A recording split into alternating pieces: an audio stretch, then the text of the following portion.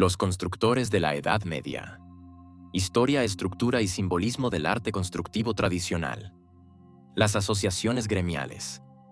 Las asociaciones gremiales existen desde un remoto y desconocido período de la historia. Incluso en tiempos modernos sobreviven algunas de estas antiguas compañías, como las de Londres. El objetivo inicial de estas asociaciones era proteger los conocimientos específicos de cada oficio, su arte, ciencia, método o sistema artesanal. En otras palabras, preservar los secretos gremiales del oficio. Las investigaciones en las ruinas de Babilonia muestran que este sistema gremial ya existía cuando se construyó la ciudad. Incluso se dice que el rey Nimrod era el gran maestro o protector del gremio de constructores. Así, las asociaciones gremiales no solo protegían un conocimiento técnico, sino un saber estructurado y compartido bajo juramento. Ejemplos históricos de gremios. Cada gremio atribuía sus orígenes a figuras arquetípicas. Los gremios de los trabajadores del metal nos dicen que Tubal-Caín fundó el gremio de los orfebres del oro, plata, hierro, cobre, bronce, acero y otros metales. El gremio de los constructores afirma que Jabal fue el fundador del arte de la geometría y el primero en construir casas de piedra. El gremio de las tejedoras sostiene que Naama fundó el arte del tejido. Y el gremio de los músicos afirma que Jubal fue el padre de quienes tocan el arpa y el órgano, y del arte del canto. Estos relatos expresan cómo cada arte era considerado una herencia sagrada, con fundadores míticos que transmitieron el saber original. Ingreso y jerarquía. Cada gremio desarrolló su propio sistema y dividió a sus miembros en grados o niveles. Los oficiales y miembros eran instruidos en la sección del arte que les correspondía, según el grado al que pertenecían. Por eso, para alcanzar el conocimiento completo del sistema, era necesario comenzar como aprendiz en el nivel más bajo y, según la habilidad y dedicación, ascender hasta convertirse en maestro o jefe regente del gremio. El ingreso requería una aplicación formal ante el gremio, acompañada por 7 personas que atestiguaran el buen carácter del candidato. El ritual de ingreso se realizaba a las 12 en punto del último día de la semana, el único momento permitido para constituir un aprendiz. El candidato debía temer a Dios, honrar al rey, obedecer los antiguos cargos y preservar los secretos del oficio. Después del juramento, su nombre se inscribía en el libro de los aprendices, se le entregaban herramientas y pasaba a ser tratado como hermano. Desde entonces comenzaba su formación práctica, bajo la guía de miembros expertos. La eficiencia, el conocimiento y la voluntad de realizar el trabajo de forma profesional eran valores centrales. Ser maestro era el máximo honor. El sistema gremial de trabajo. El Templo de Salomón como ejemplo. En la construcción de cualquier estructura importante se empleaban miembros de muchos gremios distintos. Por ello, era fundamental que los principales oficiales tuvieran un conocimiento completo del trabajo que cada individuo debía desempeñar. Así, por ejemplo, al construir un edificio como el Templo de Salomón, lo primero era definir la unidad de medida a utilizar. Cada nación antigua poseía 2 sistemas, uno civil y otro real, reservado para construcciones religiosas y palacios. En Jerusalén, el codo corto servía para usos generales, mientras que el codo real o largo se empleaba en templos. David ordenó a Salomón construir el templo usando la medida antigua, es decir, la medida real. Además del plano, David le entregó a su hijo un modelo completo del edificio. Este modelo debía ser examinado en el salón de los gremios por los maestros de cada gremio, para determinar su parte en la obra. La coordinación era total y detallada, permitiendo que cada gremio supiera exactamente lo que debía preparar y ejecutar. El Templo de Salomón es un modelo ejemplar del arte constructivo tradicional. Según Primera Crónicas, David entregó a Salomón el plano del templo, de sus cámaras interiores, almacenes y del propiciatorio. También recibió un modelo visual de toda la construcción, como dice el texto bíblico. Ezequiel especifica que el codo real equivalía a un codo común más un palmo menor, una medida detallada hasta el nivel de minutos y segundos. Todo esto refleja el grado de precisión y simbolismo con que se diseñaban estas estructuras. La construcción del templo, por lo tanto, no era una simple obra arquitectónica, sino una manifestación de orden sagrado, ejecutada bajo un sistema gremial altamente organizado. Gremios involucrados en la obra. Durante la construcción del Templo de Salomón, participaron numerosos gremios, cada uno con tareas especializadas. Entre ellos estaban el gremio de los modelistas, los orfebres, encargados de los metales preciosos, los plateros, los trabajadores del cobre, el latón y el bronce. Estos últimos erigieron las dos columnas. Los herreros, responsables del hierro, del acero y de fabricar o reparar las herramientas de otros gremios. Los trabajadores del plomo, los canteros o masones de piedra, los carpinteros, encargados de andamiajes y mecanismos para elevar bloques, y los grabadores, responsables de los detalles tallados. Gracias a la revisión conjunta del modelo, cada gremio comprendía claramente su tarea, garantizando así una obra perfecta, honorable para todos los involucrados. El gremio de francmasones.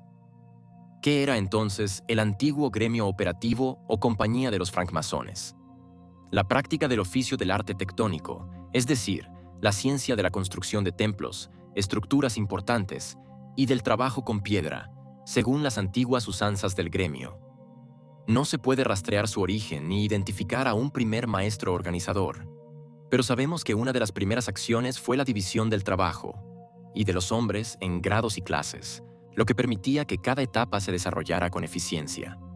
Así, los francmasones eran herederos de un conocimiento antiguo, cuya transmisión era ritual, práctica y colectiva, una organización de constructores, y al mismo tiempo, una escuela de sabiduría en acción. Masones de la escuadra y del arco. Uno de los elementos más importantes de esta organización era la división entre masones de la escuadra y del arco. Los de la escuadra trabajaban con líneas rectas y ángulos, una tarea que requería menos habilidad y, por lo tanto, recibía menor salario. Los del arco, en cambio, eran expertos en curvas, arcos, tallados y estructuras complejas como puentes.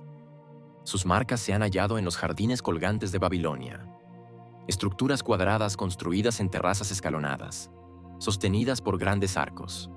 Además, el rey de Babilonia instruyó a sus masones en la preparación de caminos de piedra, usando bloques cuya disposición coincide con la calibración de los rieles de ferrocarril modernos. Esto muestra no solo la sofisticación de su técnica, sino su influencia duradera hasta nuestros días. La tradición masónica a través del tiempo y el espacio. Las huellas de los masones operativos aún pueden rastrearse en Babilonia y Nínive. Según la tradición, durante la construcción de Babilonia, mucho hizo la masonería, y el propio rey Nimrod era masón. Cuando su primo, rey de Nínive, pidió ayuda, Nimrod envió masones que fueron bien recibidos y generosamente remunerados. En Egipto, algunos gremios aseguran tener una herencia que se remonta a más de 5.000 años. Afirman haber recibido sus secretos del oficio de los masones de la Atlántida. Otros gremios poseen antiguas tabletas en lengua babilónica, que demuestran cómo el rey de Babilonia envió masones a Egipto para instruir a los faraones. Estos gremios también participaron en la construcción de las pirámides. Según sus registros, se enfrentaron a la imposibilidad de trabajar midiendo desde un solo lado, y resolvieron el problema estableciendo un sistema basado en un punto central. Así nació el sistema de los 5 puntos, las 4 esquinas más el ápice de la pirámide.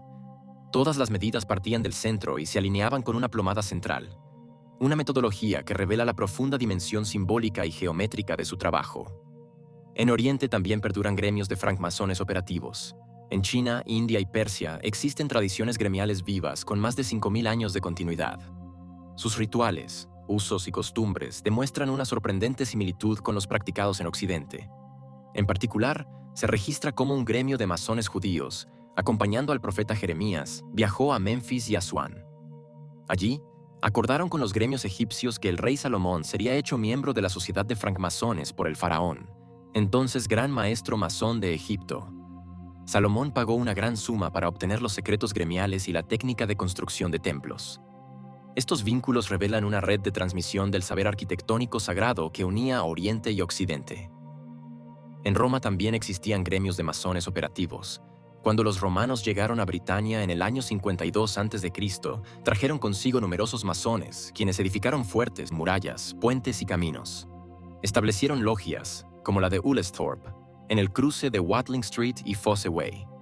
Allí, Publio Ostorio Escápula ordenó la construcción de un fuerte y varias casas privadas. Tras conquistar Leicester, los masones fundaron logias que edificaron murallas, templos y viviendas. Aún hoy, muchos de esos antiguos caminos, como Watling Street, siguen en uso. La masonería romana sembró así la semilla de una tradición gremial duradera en suelo británico. Cuando los normandos conquistaron Inglaterra en 1066, también trajeron masones consigo. Se sumaron a los gremios ya presentes, romanos, daneses y judíos. A pesar de su diversidad, Compartían un mismo sistema heredado de Jerusalén a través de la gran logia del rey Salomón. De esta unión surgieron gremios sólidos y organizados, que desde entonces han perdurado en ciudades como Londres, York, Berwick, Lancaster, Bristol y en Irlanda, cerca de Kingstown. Estas compañías eran verdaderas instituciones profesionales, dedicadas a la construcción de templos, edificios públicos y estructuras de roca, preservando el antiguo arte sagrado. Función espiritual del constructor. Ananda Coomaraswamy explicó que los constructores medievales no eran simples obreros. Estaban involucrados en una tarea sagrada, cuyo objetivo era reflejar principios divinos. Su arte tenía como fin traer el orden oculto del cosmos al mundo material. Cada piedra colocada era un acto de creación consciente, un medio de participación en lo divino. La dimensión simbólica del arte. El arquitecto medieval no era un ingeniero moderno, sino un visionario. Usaba proporciones y geometrías sagradas, no arbitrarias, sino fundadas en una comprensión ancestral del orden cósmico. Como dice Coomaraswamy, en la Edad Media encontramos una perfecta fusión entre belleza, utilidad y simbolismo. La catedral no era solo un lugar de culto, sino un símbolo del universo, del viaje del alma, del orden divino. El arte no era un fin en sí mismo, sino una expresión visible de una realidad más profunda. René Guénon señala que la masonería operativa no debe entenderse como una actividad meramente material. Era una vía completa. Contenía tanto la teoría como la práctica del arte sagrado. En cambio, la masonería especulativa, nacida en la decadencia de las corporaciones constructivas, se redujo a especulación sin realización. Según Guénon, esa evolución no fue un progreso, sino una desviación. El simbolismo usado por los antiguos masones no era decorativo ni político, sino la expresión normal de conocimientos esotéricos. Eran verdades que no podían decirse de otro modo. Por eso, aunque muchas de esas formas aún se conservan en la masonería moderna, su significado se ha perdido casi por completo. El verdadero simbolismo. Guénon advierte que no debemos interpretar los símbolos como simples juegos ocultistas ni como manifestaciones políticas. Su verdadera función era expresar verdades metafísicas. Lo mismo ocurre con las figuras satíricas en templos o catedrales. Servían para despistar a los profanos. El simbolismo de los constructores medievales reflejaba ciencias tradicionales vinculadas al hermetismo. No era ciencia profana, sino una forma de conocimiento sagrado. Para comprenderlo, hay que entender que también existía un esoterismo católico, presente en ciertas órdenes religiosas. Todo esto formaba parte de una misma iniciación a los misterios. Conclusión. Janus, el dios romano de las corporaciones de artesanos y de los misterios, representa esa doble función del constructor, operativa y esotérica. No es casualidad que los masones medievales conservaran sus festividades en los dos solsticios, las de San Juan de invierno y verano. Comprender el espíritu de los constructores de la Edad Media es, por tanto, entender una vía iniciática activa, simbólica y profundamente espiritual. Su arte no era solo levantar muros, era establecer un puente entre el cielo y la tierra, entre el orden invisible y el mundo material.